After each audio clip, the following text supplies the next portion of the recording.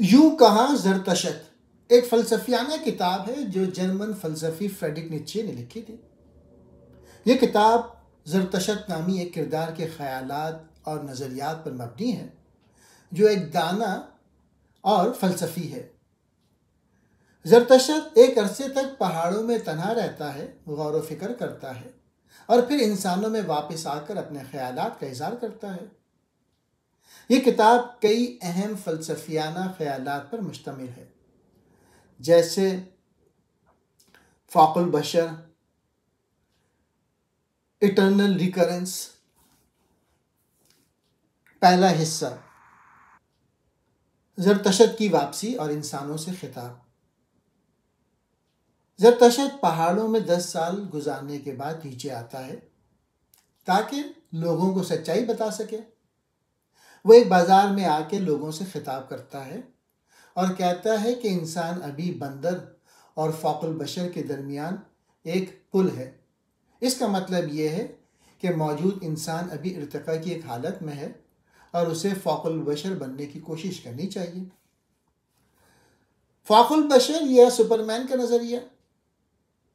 نیچے کے مطابق فوق البشر وہ انسان ہوگا جو اپنی کمزوریوں پر قابو پا کر خود کو بلند کر لے گا اور اپنی تقدیر خود طے کرے گا۔ زرتشت کہتا ہے کہ عام لوگ کمزور ہیں، وہ اپنی زندگی کے مالک نہیں بلکہ روایات اور عقائد کے غلام ہیں۔ وہ فوق البشر بننے کے بجائے ایک ہجوم کی طرح زندگی گزارتے ہیں۔ دوسرا حصہ، اچھائی، برائی اور اخلاقیات۔ زرتشت لوگوں کو یہ بھی بتاتا ہے کہ ان کی پرانی اخلاقیات ایک غلامانہ ذہنیت کی پیداوار ہے۔ وہ کہتا ہے کہ ہمیں نئی اقدار تخلیق کرنی ہوں گی جو آزادی، خود اعتمادی اور طاقت پر مبنی ہو۔ تیسرا حصہ، ایٹرنل ریکرنس۔ زرتشت یہ ایک اہم نظریہ پیش کرتا ہے۔ اس کے مطابق ہماری زندگی بار بار دہرائی جا سکتی ہے، یعنی جو بھی ہم کر رہے ہیں اگر ہمیں یہ بار بار کرنا پڑے تو کیا ہم خوش ہوں گے؟ یہ نظریہ ہمیں سکھاتا ہے کہ ہمیں اپنی زندگی اس انداز میں گزارنی چاہیے کہ اگر ہمیں بار بار وہی زندگی جینے کا موقع ملے تو ہم کوئی افسوس نہ کریں۔ چوتھا حصہ، زرتشت کا اکیلا پن اور حتمی پیغام۔ زرتشت جب لوگوں کو فوق البشر بننے کی تعلیم دیتا ہے تو زیادہ تر لوگ اس کا مذاق اڑاتے ہیں اور اسے نہیں سمجھتے۔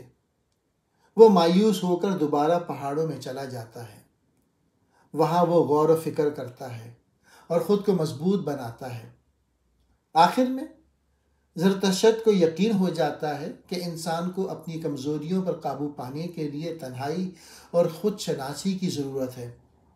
وہ واپس جانے اور ایک نئی دنیا بنانے کا عزم کرتا ہے۔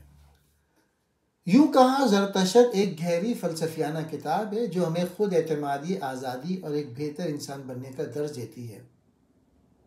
نیچے کے خیالات پیچیدہ ضرور ہیں، لیکن ان کا بنیادی پیغام یہ ہے کہ انسان کو اپنی تقدیر خود بنانی چاہیے اور ایک اعلیٰ ترین شکل یعنی فوق البشر بننے کی کوشش کرنی چاہیے۔ یہ کتاب ہمیں یہ بھی سکھاتی ہے کہ ہمیں اپنی زندگی اس طرح گزارنی چاہیے کہ اگر ہمیں دوبارہ اس زندگی کو جینے کا موقع ملے تو ہم خوشی سے اسے قبول کر سکیں۔